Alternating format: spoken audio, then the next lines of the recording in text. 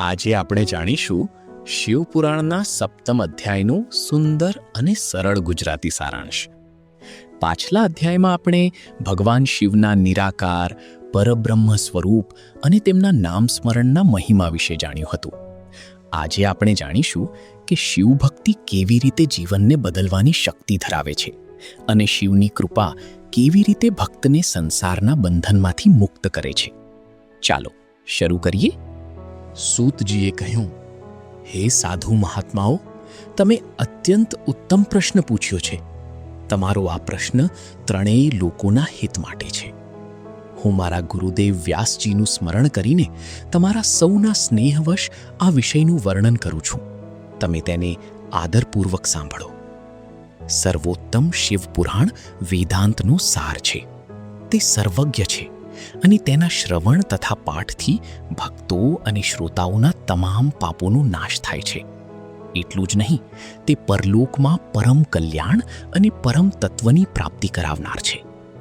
કલિયુગના પાપોનો નાશ કરનાર આ મહાપુરાણમાં ભગવાન શિવના દિવ્ય યશનું વર્ણન કરવામાં આવ્યું છે.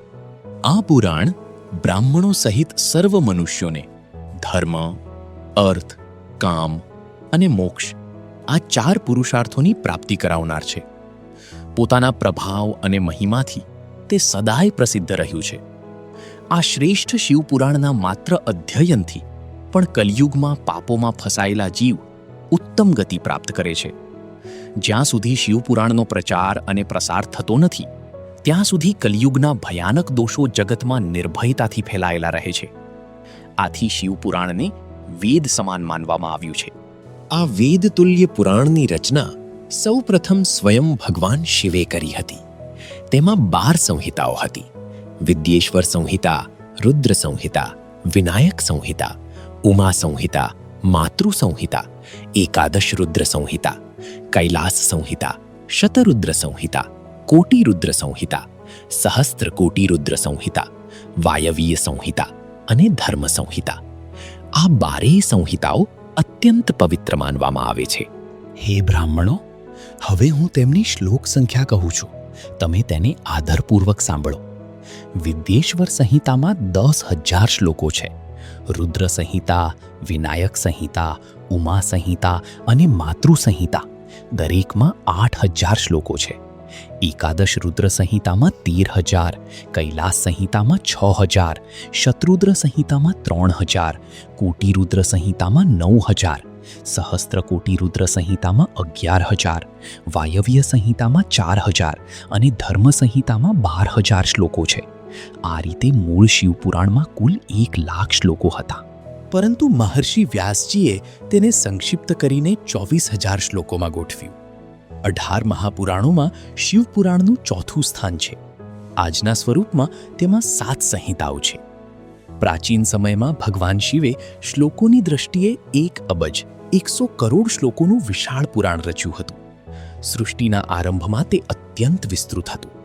પછી દ્વાપર યુગમાં મહર્ષિ વ્યાસ વગેરે ઋષિઓએ પુરાણોને 18 ભાગોમાં વિભાજિત કર્યા.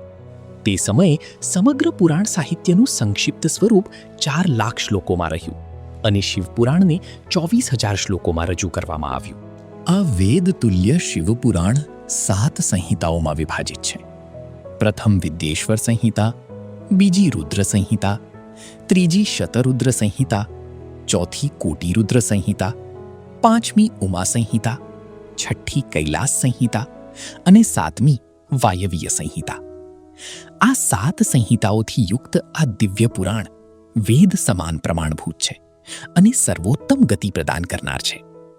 આ નિર્મળ શિવપુરાણનું પ્રતિપાદન સ્વયં ભગવાન શિવે કર્યું છે અને શૈવ શિરોમણી મહર્ષિ વ્યાસજીએ તેનું સંક્ષિપ્ત સંકલન કર્યું છે. તે સમગ્ર જીવ માત્રના કલ્યાણ માટે છે. વિવિધ પ્રકારના તાપો અને દુઃખોનો નાશ કરનાર, અદ્વિતીય અને સત્પુરુષોને કલ્યાણ આપનાર છે. આમાં વેદાંતના ગૂઢ જ્ઞાનનું નિરૂપણ અને નિષ્પક્ષ ધર્મનું પ્રતિપાદન કરવામાં આવ્યું છે. ઈર્ષારહિત અને શુદ્ધ અંતઃકરણ ધરાવતા વિદ્વાનો માટે આ જાણવાનું શ્રેષ્ઠ ગ્રંથ છે. તેમાં ઉત્તમ મંત્રોનો સંગ્રહ છે તથા ધર્મ, અર્થ અને કામ આ ત્રિવર્ગની પ્રાપ્તિનું સાધન પણ છે. આ ઉત્તમ શિવપુરાણ સર્વ પુરાણોમાં શ્રેષ્ઠ છે.